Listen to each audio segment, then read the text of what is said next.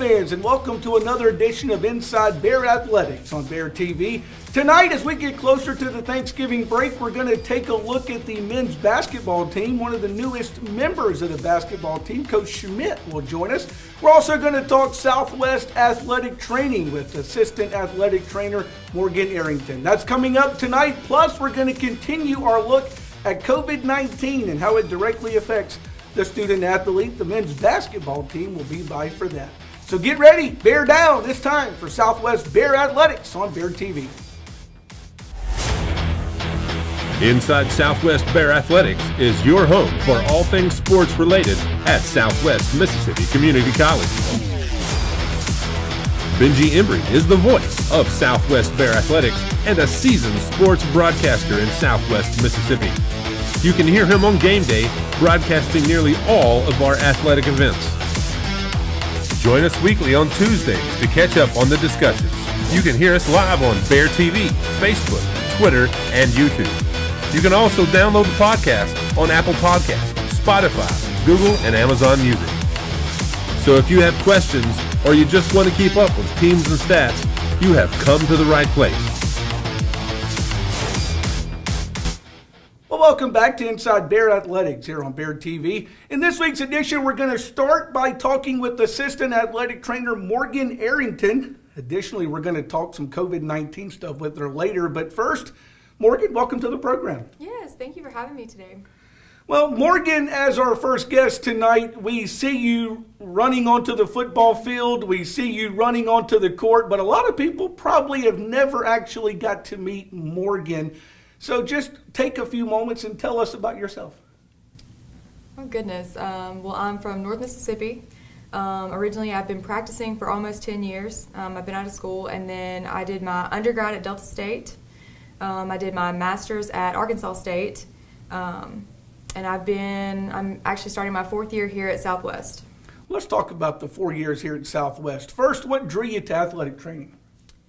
I was actually pre-med when I was in school. I really wanted to help people, and I knew that from the start, but in my freshman year of college when I was at Delta State, they had football players that had gone down on the field. I was at a football game at Delta State, and I saw these students run out on the field to help in khakis, and ever since that day I asked, what do those people in khakis do? And from there it was over. I knew right then that's the population I wanted to help. That was the field I wanted to be in. Athletes that's what I was drawn to. So. Well, you got drawn to athletic training being from North Mississippi and attending Delta State. Mm-hmm. How in the world did you find Summit, Mississippi and Southwest Mississippi Community College?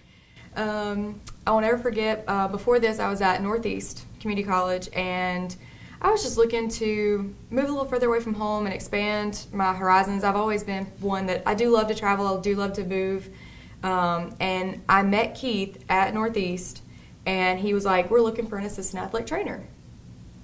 And I think I applied like that next week, and I was here 3 months later.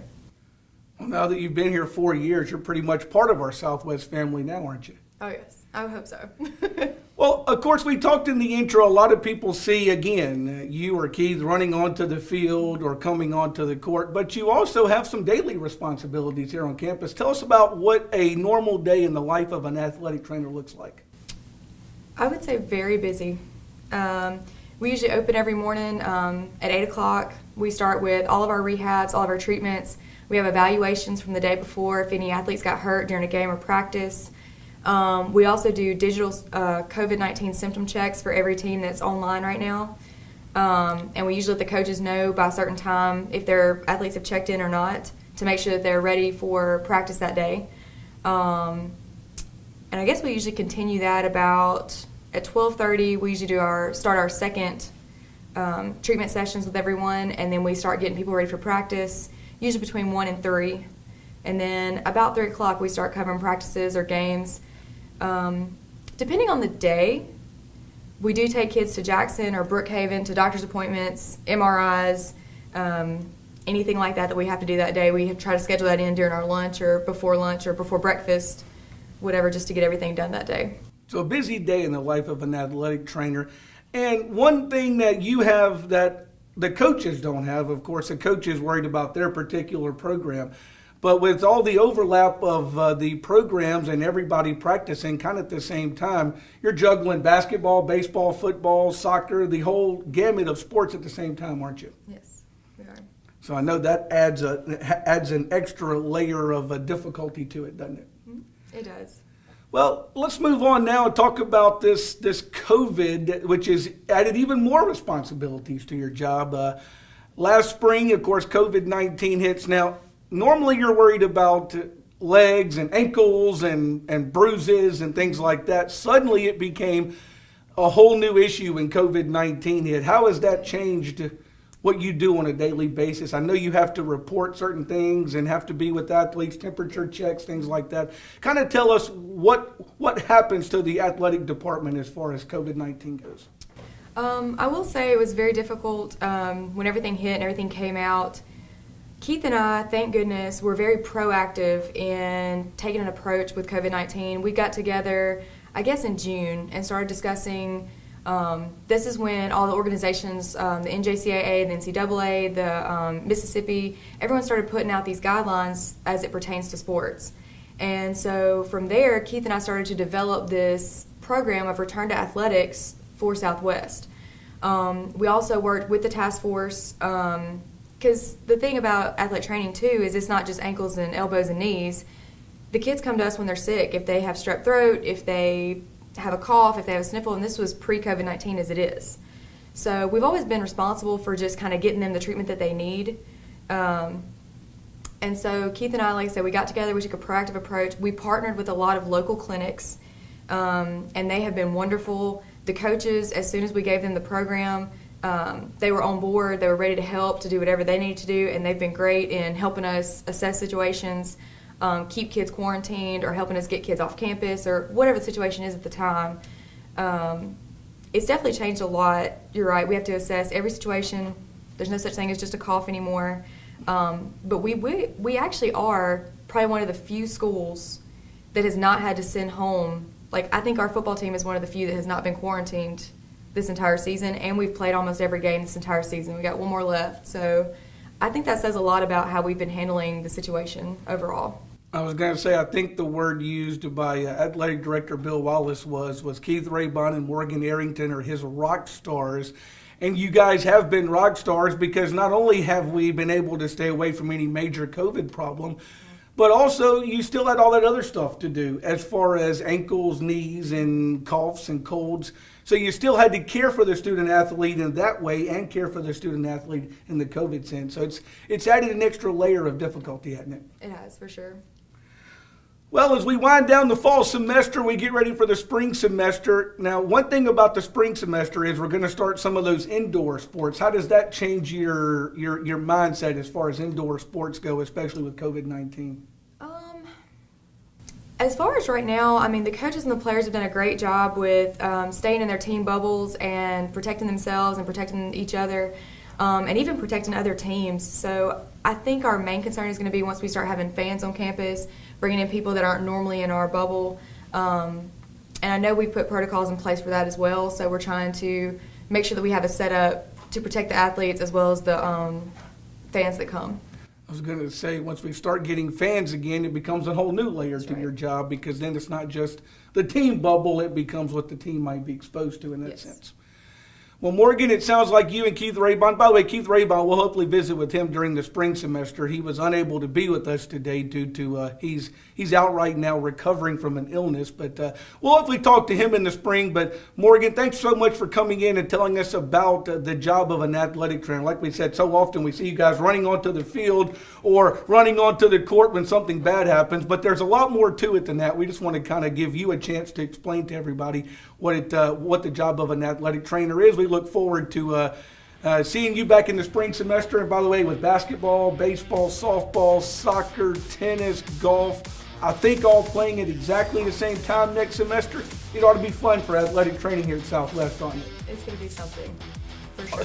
ought to be a lot of fun. Keith, get well soon, right? Please. Keith, get well soon, right? Morgan, thanks so much for joining us. We're going to come back. We're going to talk Southwest men's basketball when we return here on Inside Bear Athletics, right here on Bear TV. Hi, Hi, I'm Dewana Rand Acord, and I am a lifetime member of Southwest Mississippi Community College Alumni Association. We encourage you to be a part of our organization. It's wonderful, you have many benefits, and it's doing a great service to a college that helped you get your start. Southwest helped me and a lot of my family members get their start in life as adults. I enjoyed attending Southwest. I attended in the 70s, graduated in 1980, actually graduated in 1979 with an LPN, then came back and finished my RN very quickly. It was a good start, and I continued on to get my master's and came back in 2003 to become a faculty member here in the RN program. And we've been very successful in our RN program. My father was one of our first family members to be a graduate of Southwest. I've had my brothers come through here, along with several of my cousins and nieces and nephews. And it is a family of school. Thank you. Join the SMCC Alumni Association today. Call 601-276-2442.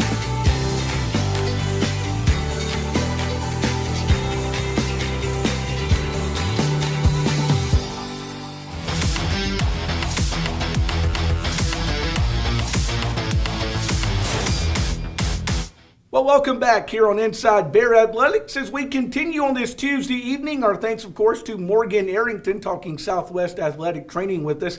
Let's move into basketball now. A few weeks ago, we talked with head men's basketball coach Brian Bender, but this week we're going to shift gears a little bit and talk to one of the newest faces on campus, assistant coach Corey Schmidt. Corey, welcome to the program. Nice. Thank you very much. It's a pleasure to be here. Well, Corey, since you are kind of the new guy on campus, tell us about you a little bit. Tell us where you come from, about your basketball history a little bit. So I was born and raised in Nashville, Tennessee, and ended up staying home and going to college at Belmont University. And I was a manager for an amazing coach there, Coach Rick Bird, top 10 in all-time wins for college basketball coaches. So it was unbelievable to learn from him. I was there for 6 years, got my feet on the ground in the college business, and went from there down to the University of New Orleans and then up to Winston-Salem last year to work with Wake Forest men's basketball team under Coach Danny Manning. And so I've kind of been around a little bit, found my way here this year, and excited to finally be on the floor as an assistant coach. I've kind of been in support staff roles prior to this, so excited to kind of get on the floor, actually be coaching, and have that assistant coach role and get going with our team this year. Well, Southwest men's basketball's been a hot program the last few years. How did you hear about this program? Coach Brian Bender and Southwest Mississippi Community College nestled here in Summit, Mississippi. So that's an interesting question because I actually have a lot of ties to Southwest. Being down in New Orleans at the University of New Orleans for 4 years, it's only an hour and a half away, and we actually recruited this school. We actually had a scrimmage against Alcorn State at Southwest while I was at University of New Orleans. So during that scrimmage, I actually met Coach Bender while they were hosting us here and got talking to him and built that relationship.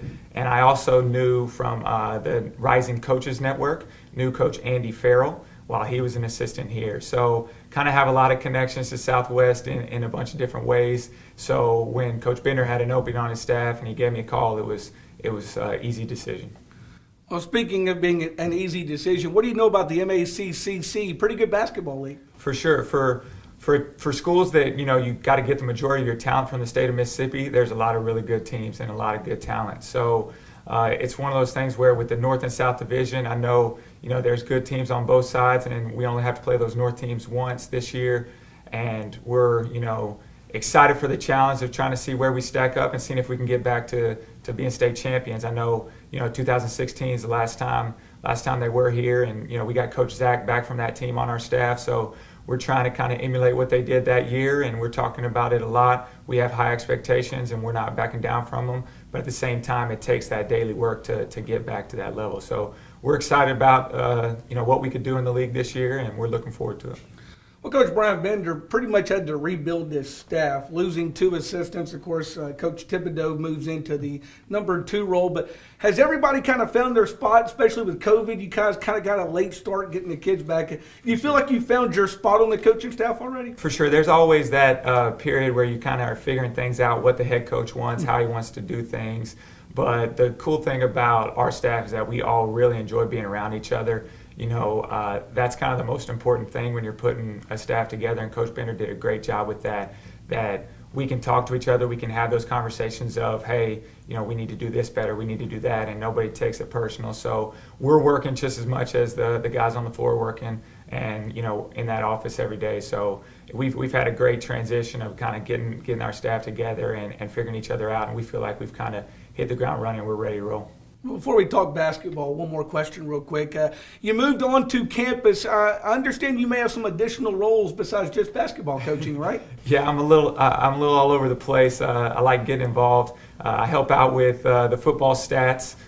Sitting next to you while you're doing the radio for football over there, doing the play-by-play stats for a football team and helping them out. And then I also just started about a month ago working in the new dorms as the dorm director or dorm resident assistant. So basically just kind of monitoring everybody over there, making sure rooms are good, make sure there's no issues and things like that. So it's been great just to kind of get involved around campus in a bunch of different ways and meeting a bunch of different people, amazing people on this campus, amazing people to work with. So I enjoy that a lot. Those 2 jobs may be harder than coaching basketball. At times. I was going to say, those 2 jobs might be a little harder than coaching basketball. Let's talk basketball. Of course, usually the MACCC, I know you're new to this league, but you understand how the league works. Normally they play games November, December, take the long Christmas break. Yeah. You hope everybody does what they're supposed to do. Sure. Then they come back in January. This year a little different, though, because everything prior to Christmas is a scrimmage game. You really don't get kicked off due to COVID until the spring semester. Correct. So what do you have you guys done differently in the fall semester, knowing you don't have games that count until the spring? For sure. So to start off, we got started with official practice a little bit later than we normally would have. We were just doing some kind of individual and small group workouts at first. So that was kind of a major difference of when we started doing team stuff. And then how we've done our team stuff this semester has been a little bit different. We haven't wanted to install everything that we're going to do because you're going to have that long break and there's no games before. So usually you'd go ahead and install a lot, and even though you have that break, you want to get it in because you're going to have some official games before that break. But with us just having scrimmages, we've kind of kept our package a little bit more condensed, both offensively and defensively, so that when we come back after Christmas, we can add some new things for those official games, and it'll be more fresh for our guys. But we have our base and our fundamentals down on both ends. So those are kind of the main things that we've done different. Obviously, when you're not having games coming up back to back, the guys kind of get stale going against the same people every day in practice. So the scrimmages have been nice to at least mix that up, so we weren't just going against ourselves every day. But we've had those little tweaks and little things that we've had to do a little differently to adjust to the COVID situation. Well, of course, let's talk about those scrimmages right quick. We haven't talked to Coach Brian Bender since the scrimmages really got started. The team, especially in community college, are kind of putting it all together every year. How do you feel like this team's come together so far? We really like where our team's at right now. Obviously, everybody at this point's got some things they got to fix and get better at, but we really like the progress we've made from scrimmage 1 to where we're at today.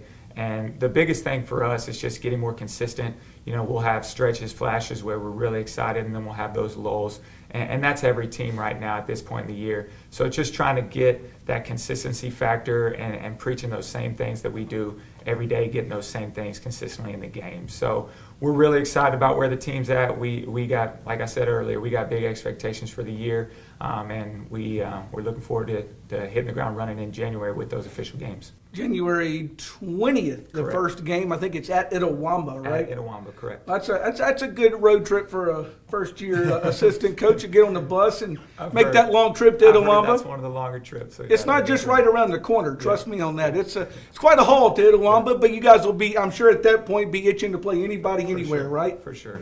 We have a scrimmage about a week before that, our last scrimmage. We do have one scrimmage next semester when we get back. So we'll have that one scrimmage right before that, but we'll be tired of scrimmaging at that point and ready for some real games. Tired of slamming over your own players. Time to slam on somebody else's players, right? For sure. January 20th against Itawamba. Corey, first, welcome to Southwest Mississippi Community College. We're happy to have you here as part of the men's basketball team, and of course as part of the Southwest Athletic Program. We hope you have liked your first semester here. We hope you'll stick around for a while with the Southwest Bear program, and of course with all your other jobs here on campus. Thanks so much. And when we come back, we're going to spend a little time continuing talking Southwest Bear basketball. You know, COVID has been a big...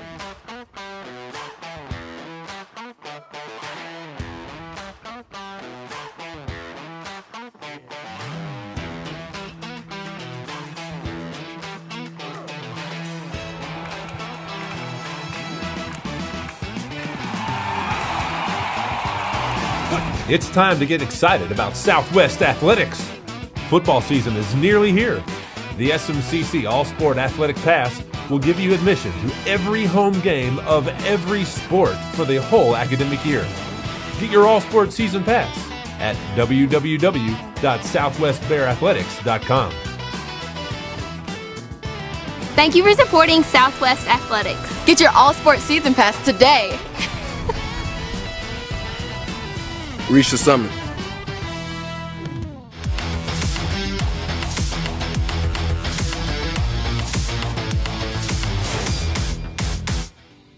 Well, welcome back here on Inside Bear Athletics on this Tuesday night. We have been the last few weeks talking with some student athletes, especially with COVID-19 and how it's impacting their lives. And we are talking men's basketball today. And we have a redshirt sophomore. I guess he can kind of explain how many years of eligibility he has left. Mr. Bogan, join us now. Let me get this straight. Redshirted last year. I know you made all the trips, but you redshirted last year. So first year to play, but with the eligibility coming back, you're kind of like a freshman. Yes, sir. We'll figure that out later. As we come into the program, of course, COVID-19, that's what I want to talk to you about to start with. Of course, the basketball season ended last year. Sophomores were trying to find a home to play in. You guys were still here wanting to basically take your spring break, come back, work in the gym a little bit, and then kind of get ready for the season. And suddenly, COVID-19 hits. As a student athlete, when you heard COVID-19, what was your first response to, we're not going back to school, and not only are we not going back to school, but we're not even going to practice basketball? Yeah, because at first I thought we was just like not going to come back for a couple weeks and then come back and be able to work out and everything. But then after we found out that we weren't going to be able to come back for a while, it kind of like weird because you couldn't work out, you couldn't do nothing, you just had to sit in the house all day. So you really get out of shape and everything. And it was kind of a twofold problem with COVID-19. Not only is the gym closed and school closed, but also a lot of the weight facilities, a lot of the indoor gyms were closed during that time as well. You almost had to go find a place to play basketball, didn't you? Yes, sir. I went to the parks, the local parks in my town, and I did a lot of push-ups and squats and stuff I could do at home workouts and stuff, so I could be able to be ready to practice and play well. Of course, I'm sure Coach Bender was in constant contact with you, but over the summer, still didn't really know if we were going to have a fall semester. Then the NJCAA comes out and says, well, we're going to move basketball and make it a totally spring sport this upcoming year, meaning no games in November, no games in December like normal. And then you finally get the call, hey, we're going back to school. What was it like your first day back on campus? When I first got to campus, actually, I got back late because I had caught corona. And it was just like different. Like, you didn't see nobody. It was just like blank, and it was nothing to do. Well, now that you're back, basketball is something you've played your whole life. You're used to basketball stuff. You're used to basketball coaches. But with COVID-19, everything has changed. You're having to wear the mask. The locker room can't be fully occupied. There's not a lot of fans watching you guys practice like there sometimes is. Kind of give me your top list. What's the one or two things that you noticed really have changed now that COVID's hit? We got to wear a mask everywhere. We can't be like a full team. Like in the locker rooms, we have to split it up.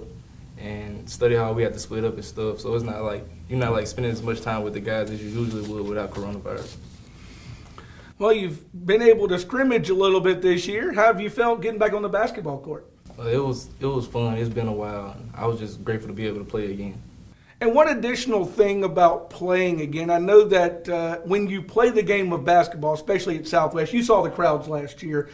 Southwest team last year, a team that kind of fed off the crowds. If there isn't anybody in the bleachers, do you think that will affect the way the team plays, or are you guys kind of prepared for that? We're kind of prepared for it. Like, we can feed off each other, like with bench energy and hyping each other up and being good teammates to each other and everything. Yeah, so hopefully there are fans. Hopefully you have the fans and the excitement, but if not, you don't think that'll drastically affect the game of basketball here at Southwest? No, sir. It's just like basketball. Like, playing at the park, you don't have any fans. It's playing at the YMCA or wherever you may play at, there's no fans. So it's just basketball, something we love to do. Well, we appreciate your honesty tonight, talking COVID-19 and how it's affected the student athlete, especially you, and how it affected you personally. We appreciate your honesty. We look forward to the spring semester and getting back in the gym and getting a basketball season started, and we appreciate your time. That'll do it for another edition of Inside Bear Athletics on Bear TV on this Tuesday night. Remember, join us every Tuesday night, 6 p.m. on bearathletics.com, also on the social media platforms of Southwest Mississippi Community College. That'll do it for this episode. Bear down. Have a great week, and go Bears, everybody. Southwest Bears, we taking over, baby.